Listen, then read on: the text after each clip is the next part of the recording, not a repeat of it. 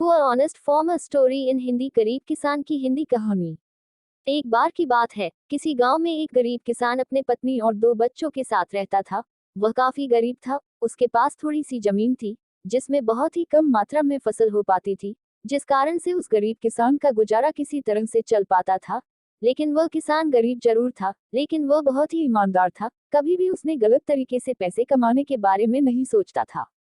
किसान के बच्चे छोटे थे, जिस कारण से किसान को उनके पालन पोषण की भी चिंता हमेशा सताती रहती थी, जिस कारण से गरीब किसान और पत्नी हमेशा चिंतित रहते थे।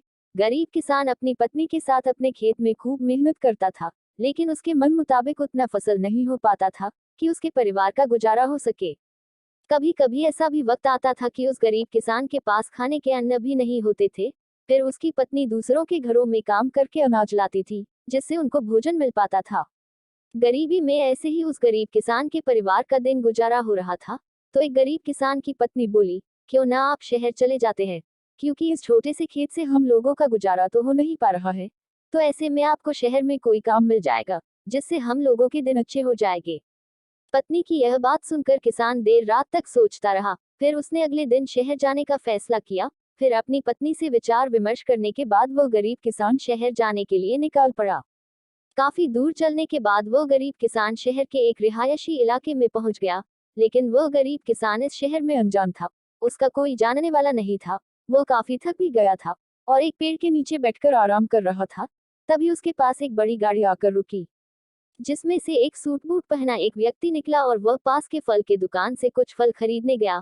फिर वह सूट बूट वाला व्यक्ति अपने हाथ में पर्स और फल का थैला लेकर फिर से गाड़ी में बैठने गया कि अचानक से उस व्यक्ति का पर्स जमीन पर गिर गया, जिसमें काफी पैसे और ढेर सारे कागजात थे, जो कि बहुत कीमती भी थे।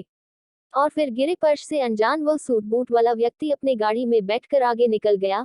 तो पास में बैठा गरीब किसान इस घटना को देख लिया था, और वह फिर उठकर उस पर्स के पास आया और पर्स को उठा लिया, जिसमें उस व्यक्ति का घर का पता भी था। तो वह गरीब किसान भले ही गरीब था, लेकिन वह ईमानदार था। उसने उस पर्स को वापस करने के लिए विचार किया।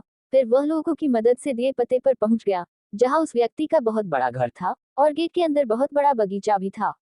तो वह गरीब किसान वहां पर रहने वाले गार्ड को बुलाया और उस व्यक्ति का फोटो दिखाकर उनसे मिलने के लिए बोला। तो गार्ड ने उसको उस सूट बूट वाले व्यक्ति से मिलाने के लिए बंगले के अंदर ले गया।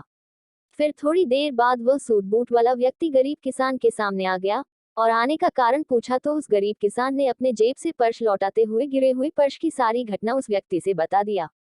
इससे वह व्यक्ति गरीब किसान के ईमानदारी से काफी प्रसन्न हुआ और फिर उसी पर्स से कुछ पैसे निकालते हुए गरीब किसान को देने लगा। तो वह गरीब किसान हाथ जोड़ते हुए बोला, साहब हम भले ही गरीब हैं, लेकिन अपनी ईमानदारी का मोल नहीं लेते हैं। अगर देना ही है तो हम इस शहर में अनजान हैं और पहली बार आए हैं। इस शहर में हमारा कोई जानने वाला नहीं है। अगर कुछ देना ही है तो आप हमें कोई काम ही दिला दे, तो आपका बड़ा आसान होगा।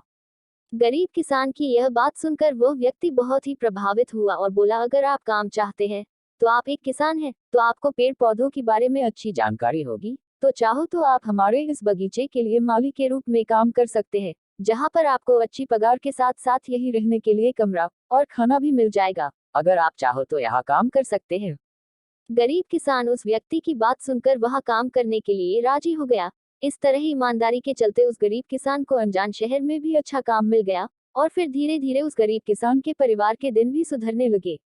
इस गरीब किसान के कहानी से हमें यही शिक्षा मिलती है कि भले ही हम चाहे कितने भी गरीब क्यों ना हो, लेकिन हमें कभी भी अपनी ईमानदारी नहीं छोड़ना चाहिए। क्योंकि अगर कुछ चंद पैसों का लालच करके गरीब किसान उस पर्स को अपने पास रख लेता तो उसे समय तो कुछ पैसे तो जरूर मिल जाते, लेकिन उसे काम नहीं मिलता। फिर उसे अपने लालच के चलते दर बदर ठोकरें खाने को मिलती। तो हमें भी अपने जीवन में कभी भी लालच नहीं करना चाहिए। जो हमारे पास ईमानदारी का गुण है, अगर उसके साथ जीवन जीते हैं तो हमारे साथ हमेशा अच्छा ही होगा। इसी सोच के साथ अपने जीवन में आगे बढ़ना चाहिए, तभी एक सुखपूर्वक शांति का जीवन जी सकते हैं। तो आपको यह गरीब किसान की कहानी कैसा लगा, कमेंट बॉक्स में जरूर बताएं और इस प्रेरणा देने वाली गरीब किसान की कहानी को शेयर भी जरूर करें।